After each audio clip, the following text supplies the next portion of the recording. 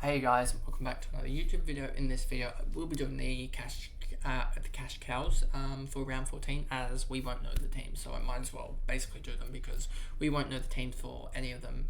We'll know the Thursday night game, which is the Geelong versus Port game, but we already know that Mullins is out injured, and Port don't really have any rookies of note. So yeah, there's gonna be no basically for me it's just gonna be no nonsense, sort of just there's no point of me waiting till Thursday or Friday to upload this, because we're not going to know any rookie debuts, and I don't think anyone really brings in rookies game one. It looks like, even like we were so hyped up about Fahey and he dropped to 50, etc. So I don't think we should be bringing in rookies at the moment that are first gamers. So before we get into the video, remember to like and subscribe, turn the notification bell on so you know when I upload, and let's get into the video. So I've just set it to 200 to 299k. If you can see that, I probably had it too low in the last video, so I'll make it larger. So as you can see here, Harrison is probably the best rookie post buy to get, but I don't think a lot of people will be going for a rookie in round 15. So I think he's just unlucky that not only does he have an iffy job security, he has just the round that no one I think will be getting a rookie in. I think a lot of people will be getting be getting 3 premiums, swapping them around, etc. in round 15. I know my plan is to definitely get rid of Sheasel, get rid of Whitfield, and then also it could be a plan to get rid of Tom Green, put Mitchell there, or put Warner there, etc. I'm getting Darcy Cameron and Jordan Dawson as well, so it'll be depending on who can I get in that position. I could get Tim Kelly in that position there, and then I'd have a 6-man midfield with also Will Ashcroft and the better one out of Johnson and Wardlaw, and then probably play a like I don't know who, but maybe a Uland in this midfield slot here to get that loophole. Then we have so 200k guys. Harrison Moyle's not coming back. He hasn't been back in like 5 games or whatever, even longer, like 7 games. McDonald's played 1 game, didn't play the next game as Mitchell and Sicily came back, but he could be coming back because of Sicily's suspension, so he could be someone round 16 that we use. But we'll have to wait and see with that, as he could be someone with if I upgrade, if I get rid of Wilmot in round 16, get rid of him and like Atkins and get a big defender, because he will transfer to my bench. It will basically be effectively that, and obviously not Nick Dacos, but it'll be effectively this if you look at it like that. These two will be able to combine for they're currently 9 and 80k or so, and I have 52k spare, so I won't have much spare in the bank, I don't think. And McDonald's sadly might be a little bit too much out of my price range by then, but it could be interesting to see, because I do probably need a defender rookie or something like that to fill this gap, I guess, as I am running low on defenders at the moment. I'm actually running low on forward, so I do need a defender forward, to be honest with you, or a midfield forward to just help with the changing over of stuff, as I do need. I only have 8 guys, and sort of, at least at the moment, Sheldrick is playable, so that is sort of the way it's going at the moment. But yeah, I guess. I'm just trying to think, because Sheasel is going next round. That's Darcy Cameron coming in. I won't be bringing in another forward, I don't think, for a little while. So, yeah. Anyway, moving on. Marek is someone I don't think people will bring in at the moment, just because, yes, he obviously has his buy round, but he did kick 2 goals to get to the 50 and didn't really get involved with disposal-wise. So I don't think he has a good game against the Swans. Then he has St Kilda, the Gabba against Brisbane. Could get him in this stretch here, but I think he'll be past his rookie timeline by then. I think he'll have slowly increased by then. Then you have McAndrew not playing, Spicer, round 15, Joyce, Clark, Melican. No one else here really in particular that I like, to be honest. And yeah, that's basically all the 200 to 299k rookies. And then 300 to 399k, you've got Baldwin in a bye. Sharp won't be playing. Wagner could come back, but I don't think he will. I think he's just not good enough with the ball to get a game back again. And then you got McHenry in a bye, Alir, Brown, Long, Tracy, Menzies, Gardner, Jones, Boyd, Miller. There's no one else here really.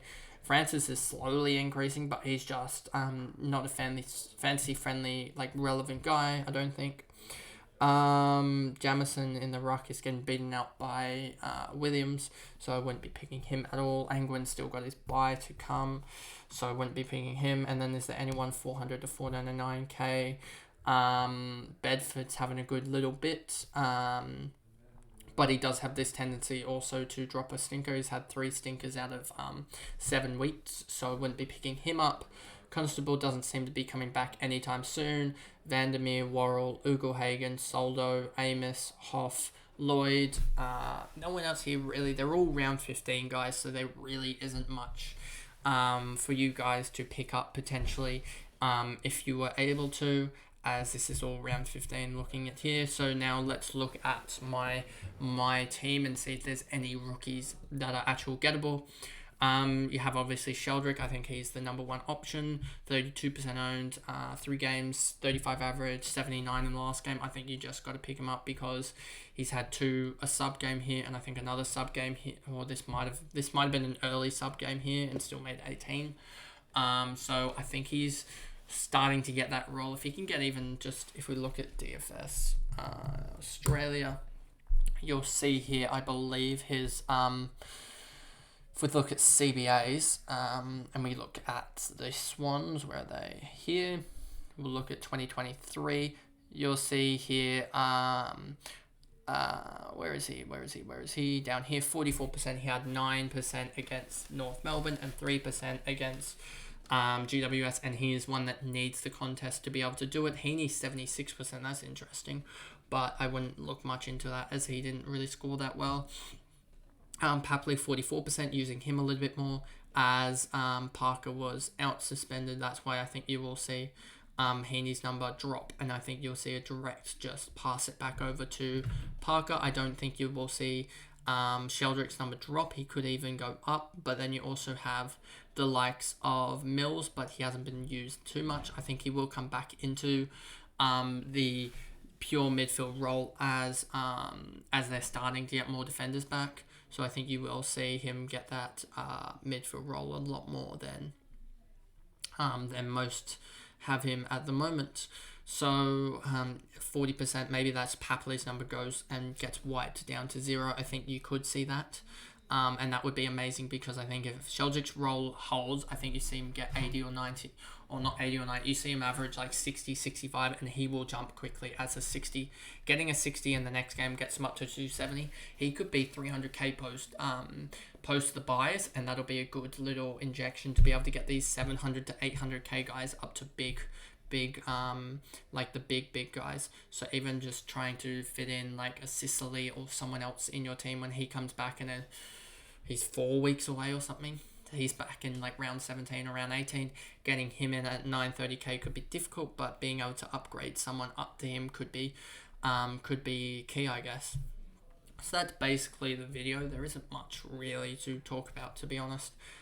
Just checking here. So we talked about Sheldrick. No Long's a dead rookie at the moment, just because of that 11. Campbell Chesser is really good post his bye, so he could be interesting in round 15 to grab, and I think we will talk about him in round 15. Ramsden, Marshall, English, so obviously those two aren't rookies, and Ramsden is just not playing at the moment. Wardlaw and Johnson. Johnson's probably the best rookie to get at this point. He is probably my number 1 target for anyone that doesn't have him. I'm glad that I brought him in, and 93 is absolutely huge, and profited 57k out of it, and hopefully I can profit even more as he starts to play more and gets that good role that we want Sheldrick to honestly keep, even though he does have O'Meara coming back. But I think Pfeiffer's Five's role will diminish a little bit more as Five can play that forward role, whereas I don't think Johnson can. Five had 54, so we'll see what happens with O'Meara, as O'Meara's numbers were 65%. And Brayshaw played that. Brayshaw and Sarong played extreme numbers. Luke Jackson obviously played high numbers in there. So we'll see what happens with Johnson, but even you can see here this 31% with O'Meara. I think you might see O'Meara drop to 50 or so, as well as Johnson stay at this 40% range or so. I'm just trying to see where did they get the percentages out of it to. You saw Amish come in for 20%, Switkowski for 8, so that's where you can get the 30, or you can get 27% or so out of that, and that'll go directly to O'Meara.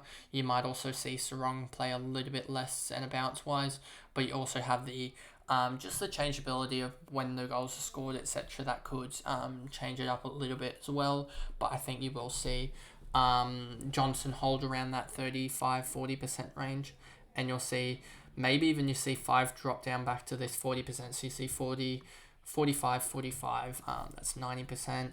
Then you see O'Meara gets then you have these two combined for 160%, and that leaves you with around 45% for O'Meara, and I think that might be sort of the range that you go 3 guys at 45% and then 2 guys at 80.